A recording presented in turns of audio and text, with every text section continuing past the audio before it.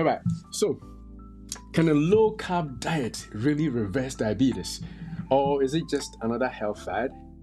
With so much hype around cutting carbs, the truth might surprise you, and it could change how you manage your blood sugar for good. My goodness, it could change how you manage your blood sugar for good if you know the truth, right? So today on the Life and Health Show, we are actually breaking down the science behind low-carb diets and also diabetes. Is it truly the key to reversing type 2 diabetes, or are there some hidden risks that you need to know about? If you are tired of conflicting advice and want real answers backed by research, then stick around.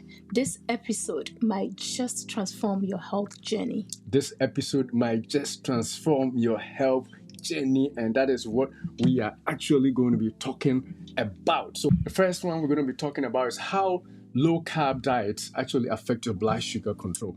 Then we continue with benefits and risk of low-carb diets for diabetes.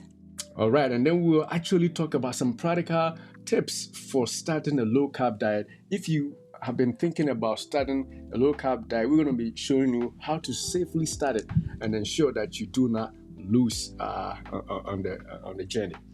All right, so let's go. Yep. So before we start, let's talk about how low-carb diets. What is low-carb diet, right? So we are talking about low-carb diets. Maybe you keep hearing that. Let's try and define what a low-carb diet is. So a low-carb diet restricts carbohydrate intake, typically to 20 to 100 grams per day, depending on the plan that you stick with. So it emphasizes proteins, healthy fats, and non-starchy vegetables, while minimizing sugars, grains, and starchy foods.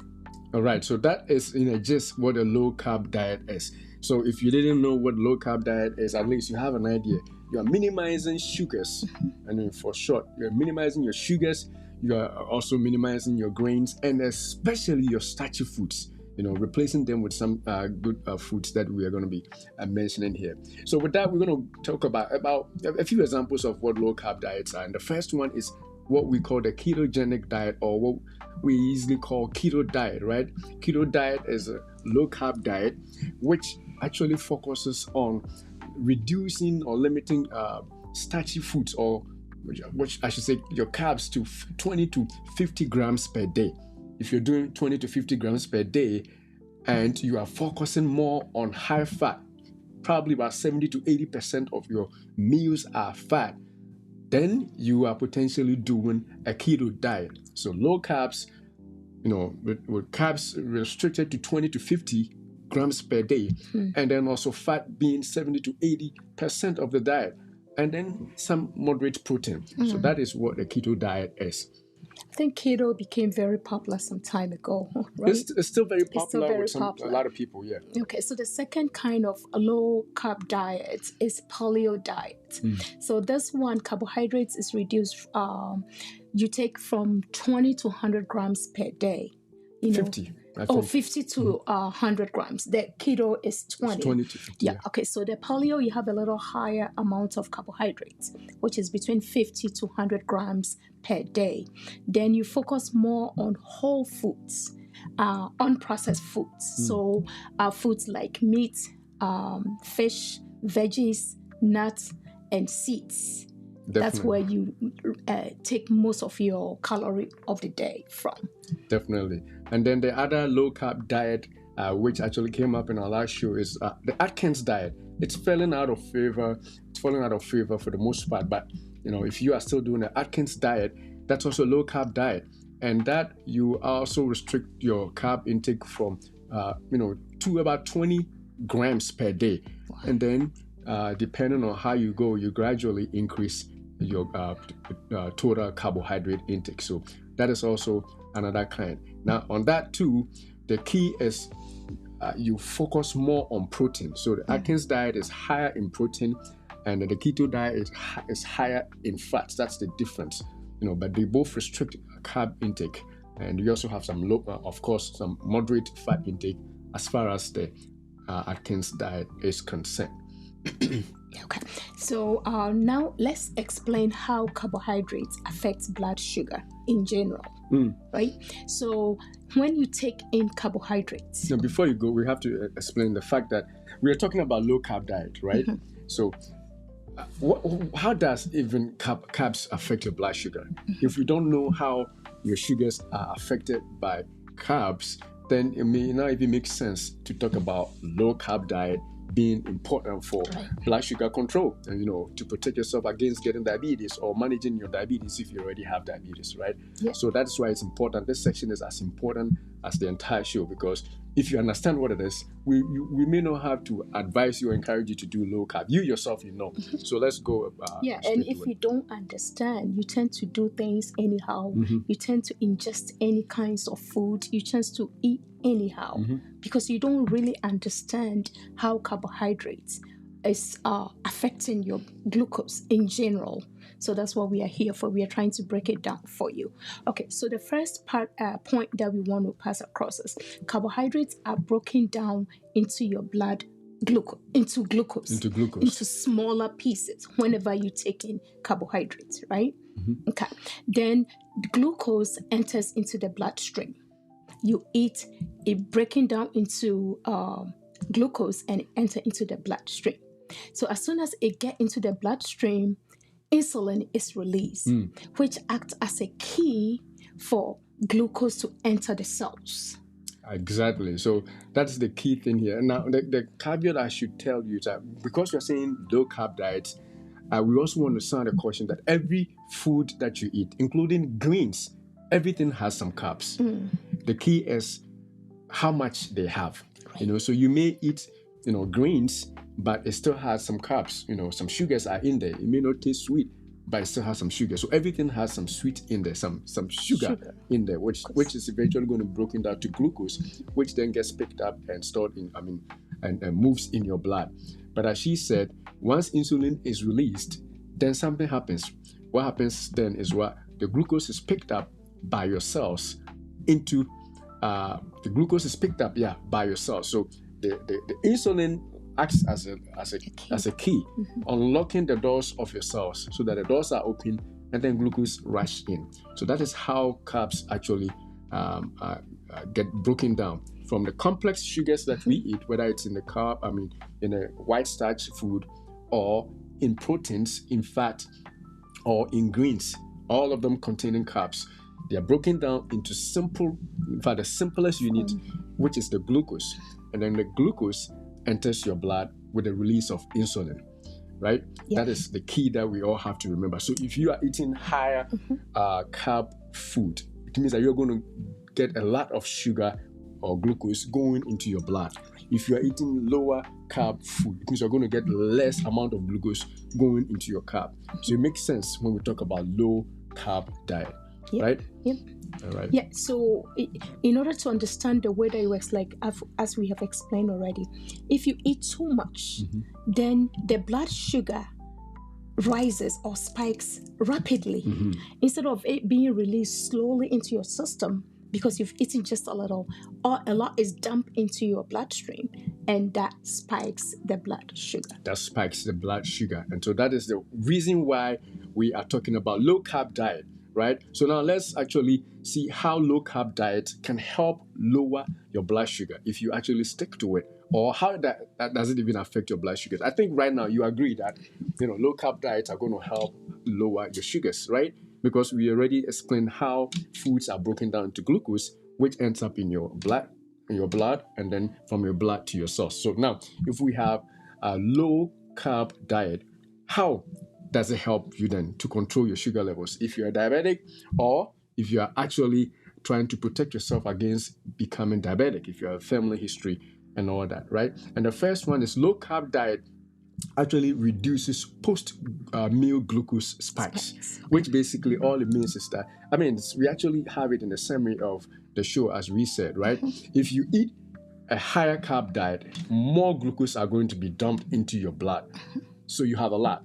But if you have a low carb diet, which means you are eating a restricted carbohydrate diet, then less sugar is going to be dumped, right? And so if you test your blood sugar 2 hours after you eat, which is what we call postprandial glucose, it's going to be less compared to when you eat a lot of starchy foods. If you eat high amount of carbs, the amount of glucose that is going to be released into your blood is going to be more. But if you are on a low carb diet, such as any of the examples that we gave, then the spike in sugar is going to be less. So that is one thing. And the reason I've already explained is that fewer carbs equals fewer glucose or less glucose. If you have a fewer carb intake, then the glucose that is going to be released from your belly into your blood is obviously going to be less. I think this makes sense, right? Yeah, it does. This makes a lot of sense. So, example, if you eat low carb diet, low carb meal, right? Like grilled chicken and broccoli, that's your meal for your dinner, right? It causes lower spike than somebody eating a high carbohydrates meal like pasta and bread. Pasta and bread. They're all food, all right. Everybody's going to be full. And they all have carbohydrates, But look, the difference. The low carb diet, which is the grilled chicken and the broccoli, definitely is not going to spike your blood sugar because that has lower amounts of carbohydrates as compared to somebody eating the white rice, the pasta, the bread, and all the high content of carbohydrates foods, high glycemic foods. Definitely, you are all getting carbohydrates, all right, but the person who is eating less carbohydrates is going to have a lower blood spike. Definitely. Sugar. Yes. So that is the first benefit of a low carb diet. It's going to reduce your post-meal glucose spikes. Post-meal, if you're already diabetic and you check your sugars, if you are eating low carb diet, you can see a big difference because your sugars are not going to go up rapidly after your meal. That is basically all that the first benefit is. The next one is that low carb diets also improve insulin sensitivity. They improve your insulin become very sensitive. Why? Because lower carb intake can enhance the body's response to insulin. If you are taking less carbohydrates, then remember insulin only comes when there's carbohydrates or glucose floating around, right? So because you are not going to be releasing a lot of insulin, the insulin that comes around is sensitive. It gets its job done. There's no insulin that is not acting right because just enough was released for the glucose, which is small, to be picked up into the cells. But if you have dumped your blood with a huge amount of sugar from a high carb diet, then insulin becomes insensitive, doesn't work as good. Why? Because there's too much for it to work. And I always use this analogy. If you have, antibiotic, you use too much, then the bacteria becomes, resistant because it doesn't, you've seen it, so it becomes insensitive, basically is what I'm saying. And I think Gifty can also explain it another way. Yeah, so if your glucose is less, you are going to need less insulin. And if you need less insulin to work on the glucose, it means that you are reducing insulin resistance because you don't need a lot to use for the glucose because you are taking in food that has low amounts of carbohydrates. Definitely. You are taking in food with low amount of carbohydrates. All right. So the next benefit of a low carb diet is that it stabilizes your blood sugar levels. Because if you are eating lower carb diet, your blood sugar does not fluctuate. For example, you had a very nice, low carb breakfast, say an egg or a tofu, high protein, with some, broccoli or toast, some, very, very healthy whole food like bread. That I'm not talking about white bread. White bread is a high carb diet. So something that doesn't dump sugar, something whole, something that has not been processed so much, or even with some healthy fat like avocado, because your sugar does not go up so much in the morning. When you repeat your lunch, and your lunch is also a food with low carb diet, your sugar doesn't go up so much again in the afternoon. The sugar levels do not fluctuate. It's always constant. So it becomes stable. And that is what you want. It is better to be stable than to fluctuate, go high, and then when it goes so much high, you release a lot of insulin. The insulin picks up everything, and then you crash. You become so low. You are like so hungry. You haven't eaten all day, even though you ate a big meal. Why? Because your sugars are fluctuating. So low carb diet ensures that your sugars are stable all the time, and that's what you want, especially if you're diabetic or if you want to protect yourself against getting diabetes, right? Yep. And also, low carb intake can also help with weight loss, which is linked to better sugar control and reduce insulin resistance, which we've said before. So, weight control, if you want to be able to control your weight, low carb diet can be something that you can look into for sure. And definitely, and another reason that she brings that up is if you are not releasing too much insulin because you are not taking in too much glucose, too much carbohydrates, then you're not going to gain weight, because insulin is associated with weight gain. If you're even injecting insulin, sometimes you gain weight because insulin's action comes with weight gain, right? And so if you are not releasing too much insulin because your diet is low already in carbs, then you're eventually going to lose weight, which is healthy, so that is, you can't beat that as a matter of fact. Okay, so now let's talk about the risk of low carb diet. Oh, come on, man. I didn't think there's going to be any risk for this one, right? We have been talking about all the good stuff, but yes, there are some risks that is associated with low carb diet. If you don't do it right, we are pushing that you do low carb diet, but we got to do it the right way. Right. All right. Yeah, so the first one is nutrients deficiencies. So if you cut out the carbohydrates, you can reduce the intake of essential nutrients like fiber, vitamins, minerals found in fruits, vegetables, and whole grains. So if you do that, definitely you are going to lack these vitamins and these minerals that are solely found in plant. So you just have to be aware of that. That is not all good. There are certain deficiencies that comes with low carb diet. You basically have to be intentional, right. To include other foods that are still low carb and yet have those things that you'll be missing out. Right. Like the vitamins you're saying. If you're doing low carb and you're only doing fats or just meat and fat, which is more of the keto part, you're going to be losing some vitamins which are found in, say, the greens. Right. So you got to be balancing it out so that you don't basically become deficient or lose the fiber, because the greens may have the fiber there. And this is why our next show on next week is going to be important, because we're going to show you how to link them both, the green, plant-based plus the low carb to make a perfect meal. So there is a perfect meal, huh? It's going to be a perfect meal, trust me. Right? It's going to be a perfect one. All right, so the next thing that is also tricky about low carb diet is that it can increase your cholesterol levels. Remember, especially in the keto diet, we're talking about people, just doing so much on the fats. It's about 70 to 80% of their meals are fat-based, and only 20 grams, right? And only 20 grams, right? And the fat is mostly from animal sources. So what's going to happen is you're going to increase your saturated fats. Animal sources bring your saturated fats. And saturated fats in animals lead to an increase in the bad cholesterol that we call LDL. So you're going to increase your LDL cholesterol levels, and that actually in itself, it's a risk factor for for heart diseases, right? Now, there are some people who are doing it in such a way that even though they may be doing keto diet, they are being carriers of the sources of their fat, right, so that they don't actually blow up their bad cholesterol levels. So if you want to do keto diet, that's something you have to pay attention to, especially if you have a risk factor for increasing cholesterol. If you have a familial hypercholesterolemia, you have a gene from your family that increases your cholesterol levels naturally, then obviously being a ketogenic diet may not be something you should do, or if you do, you have to really pay attention to your cholesterol levels. All right.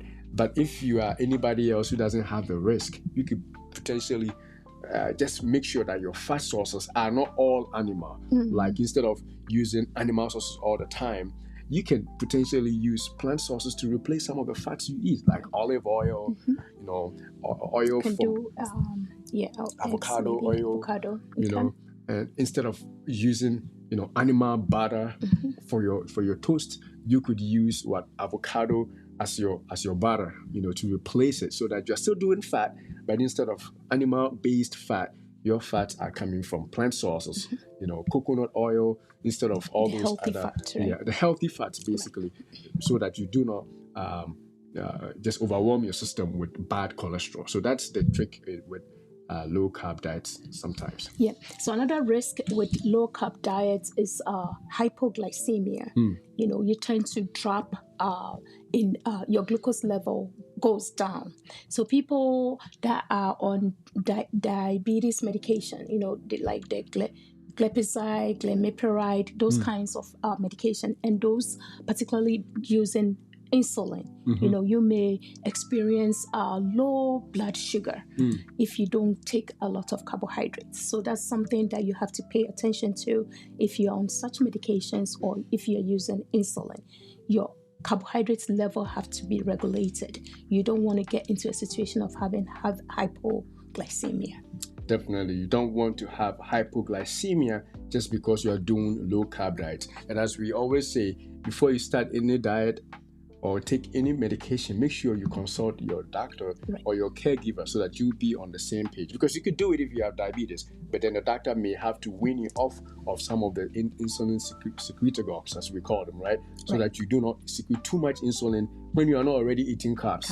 You don't need the insulin, when you are not eating the carbs. So, but if you don't work with your doctor, there's a problem, because you could drop, your sugars can go down too much, and you don't want that to happen. So the key is to talk to your provider before you start any low carb diet. If you're already diabetic, if you're not diabetic, you should be fine, because it's going to eventually work out, right?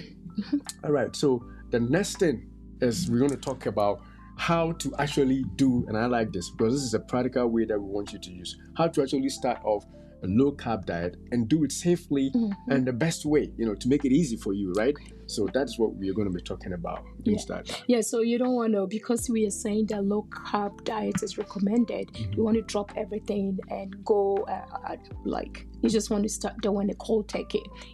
We are encouraging you to start gradually.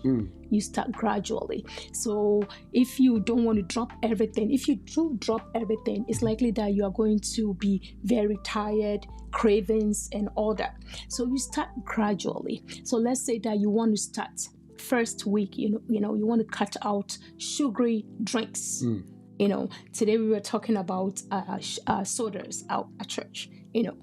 Some people think that, it's nothing, it doesn't taste sweet, but if you read the label, so I challenged one lady just to read the label on that soda, and we realized that one soda has 36 grams of sugar. And that's just that brand. Some maybe even more. Yes.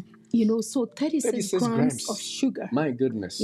So if you want to start by cutting out all sugary foods, drinks, that's the easy part. We don't want to drink our calories. So that's an easy way to start. You start gradually by cutting out sugary drinks. So that's it. You start gradually, and the first thing is cut out the first week. Start weekly. Do it week on end. So for the first week, you cut out your sugary drinks and sugary snacks. Right. All those yogurts that we know, some yogurts may be good, but the label may say you got some tons of sugar in there. Cut those out. Replace them with non-sugary products that are healthier for your blood sugars, right? So the non-sugary drinks will be the best one to go with, that you don't go wrong. Is the water. Oh, come on, man. That's it. You can beat water. Just drink water. Drink water. Yeah. No argument about it. And funny enough, I had a conversation also with another person at church, and he also mentioned that whenever he drinks water, when his blood sugar is low and he drinks water, his sugars goes up. And then I knew why. Because even though he hasn't eaten, from the night when he woke up before he eats, he drinks water and his sugars go up. And not too much. It goes up. And I'm like, yeah. Because once you drink the water, now the water helps pick up all the glucose that your body may have released from from your liver and redistributes it into your blood. So now you are actually circulating the sugar that may have been stuck in one place, basically. So trust me, water doesn't increase your blood sugars. Come on, man. Water doesn't. It helps move out the sugar from wherever they may be stuck. So you may have eaten, you haven't drank water, and the food is not absorbed, it's sitting in your stomach. You check your blood sugar and it's good. It ain't good yet until you have drank water and it's been picked up. Come on, man. If it's not absorbed, it's not in the blood. It has to be absorbed before you see. That's why we usually wait for 2 hours before you check your blood sugar after you eat. Because by then, it's presumed that not only has it been digested, it has also been picked up and sent into your blood so you can see the true thing. So yeah, water replaces all sugary drinks. Water tastes the best. Or you can drink it chilled if that's how you can do it. But however much you can drink it, we want you to actually drink water instead of doing any sugary drinks. And trust me, I don't think that any adult should be drinking any sodas.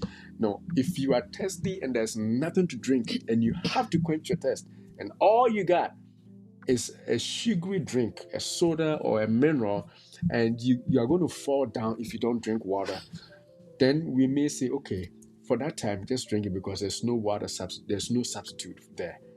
But apart from that, I'm challenging you, don't drink sodas, don't drink minerals, don't drink sweetened beverages because they are not going to do you any good. Drink water and clean out your system. Even if you're hungry, drink water, and like the brother said, your sugar may go up because the glycogen that is being broken down from your muscles and from your liver and being sent, your water will pick it up and you won't feel as hungry anymore and distribute it into your blood and into your cells.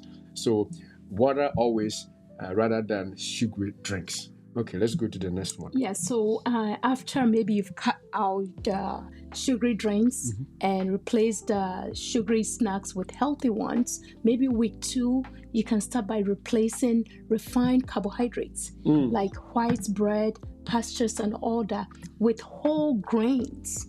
Now you are going for the whole grains. You're not just going to go for the white plain bread out there. The pastures that white rice or that pasta. you cook, all that. You are just going to replace all the refined carbohydrates, with something more healthier. That's the whole grains. That can be something that you can do in a week too. Definitely. And the refined carbs come in several forms. It could be wheat flour, it could be white flour, it could be rice, it could be corn flour. As long as it's been milled into a powder, it's refined, bro.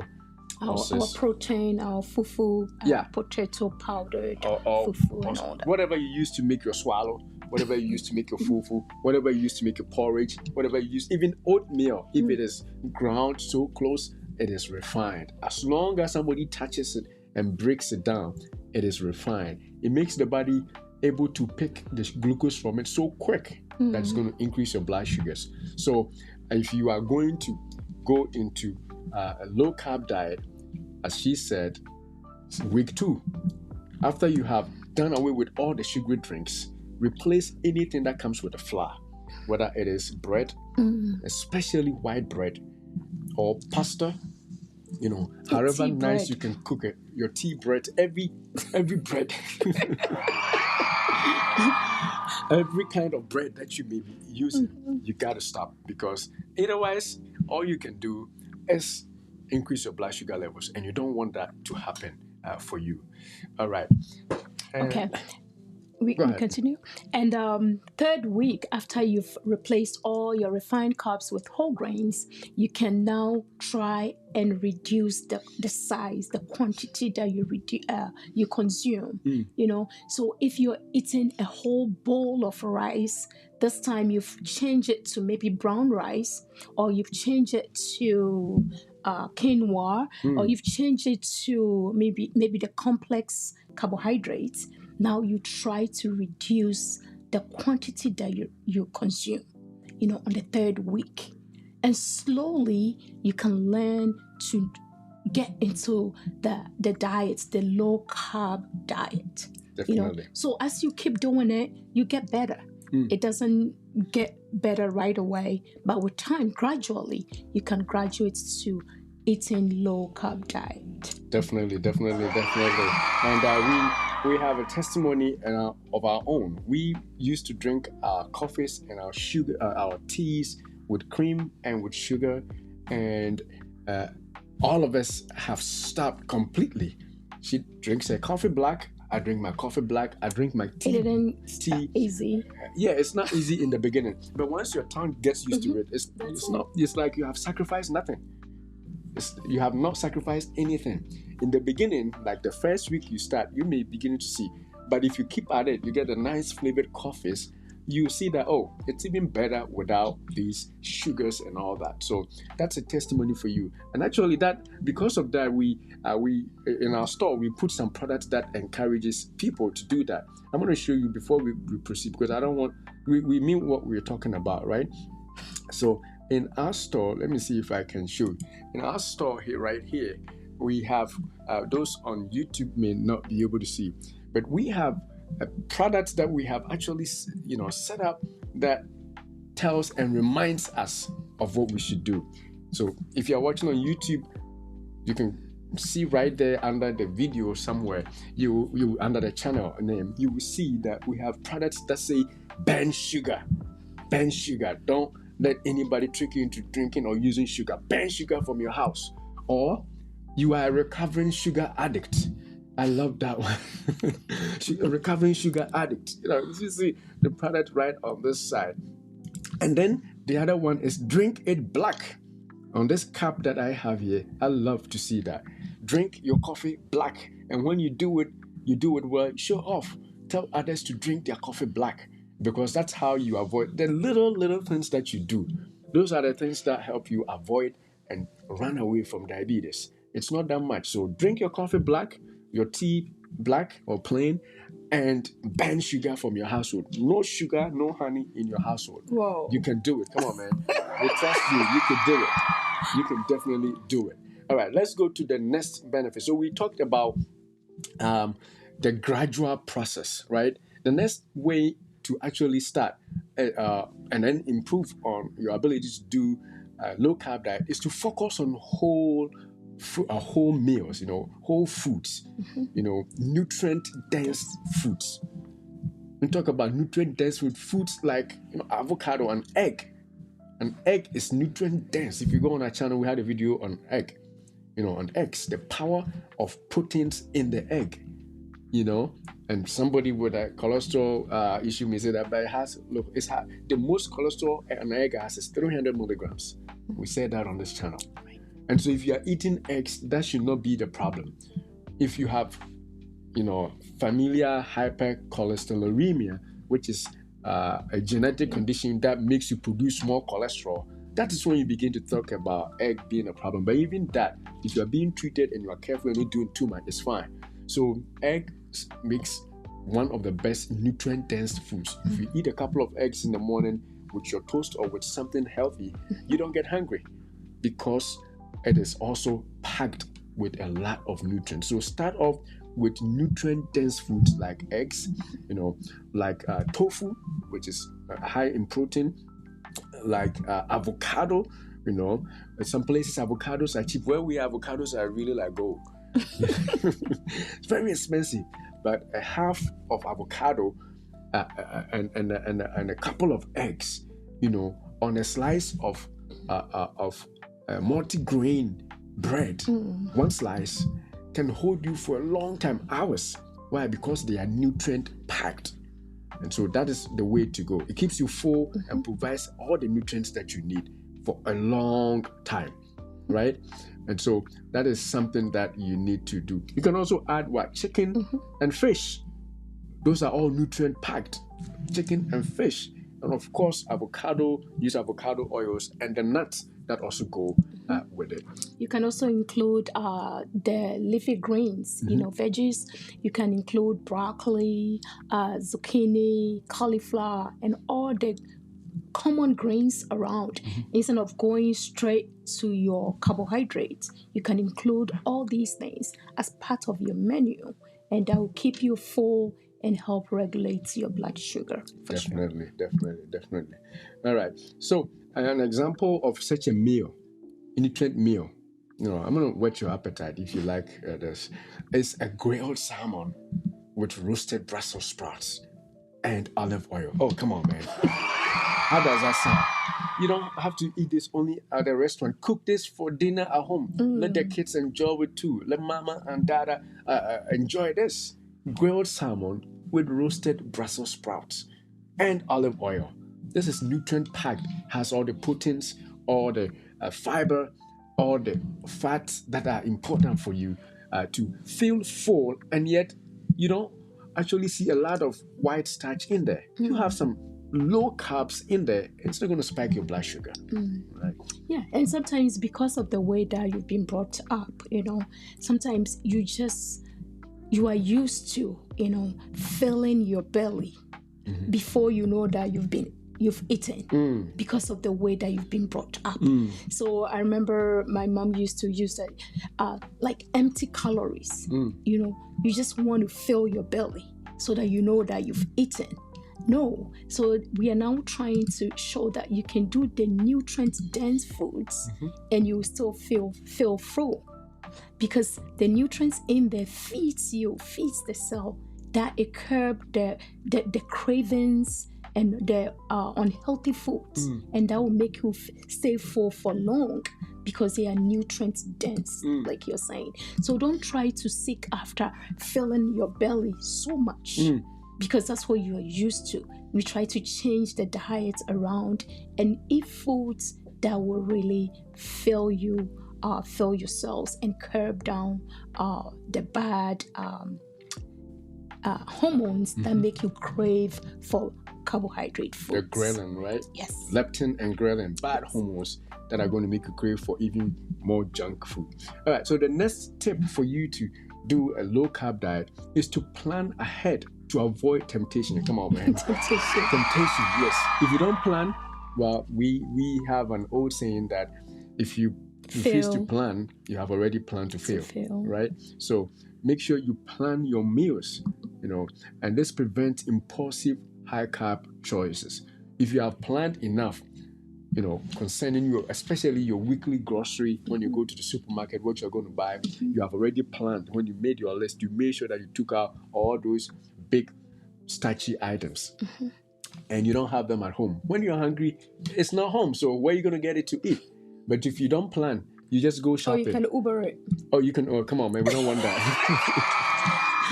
We don't want anybody bringing that into our homes. When you have planned and you can't find it, if you are disciplined enough, you're not going to Uber it like she said, then you're going to eventually find the healthy stuff, which you're going to eat and make you have your low carb diet going. Yeah, so how do you plan, right? You meal prep low carb snacks. Make it more readily available. Example, you can cook eggs. If eggs are one of your choices, you can cook them and put it in the fridge. So you have your cheese sticks. You have the veggie sticks. You have the healthy veggies around. You have the hummus. You have all the healthy stuff. You have the almond butter. You have all these food that, like, when you are hungry, you can reach out to it and just eat. And those are the nutrient-dense foods that would definitely help control the temptation. That you won't fall into this temptation of just grabbing the soda, or grabbing, the chips, because that's readily available in the household. Definitely. You don't want to do that. You don't want to grab the sodas that are in the house if you can avoid it at all costs. But like you're saying, if you don't plan, you have planned to fail. Temptations are so strong, especially when it comes to food temptation. When you're hungry. When you're hungry. And stress. And stress. Oh, man. When I'm hungry and I go for grocery, I feel like eating right in the grocery shop. Right. Because you are buying stuff that are already processed right there. You're buying the nuts, it's already there. The drinks are already there. You can buy and start eating or drinking. That's the temptation right there. So don't go grocery shopping when you're hungry. Come on, man. You will buy the junk, right?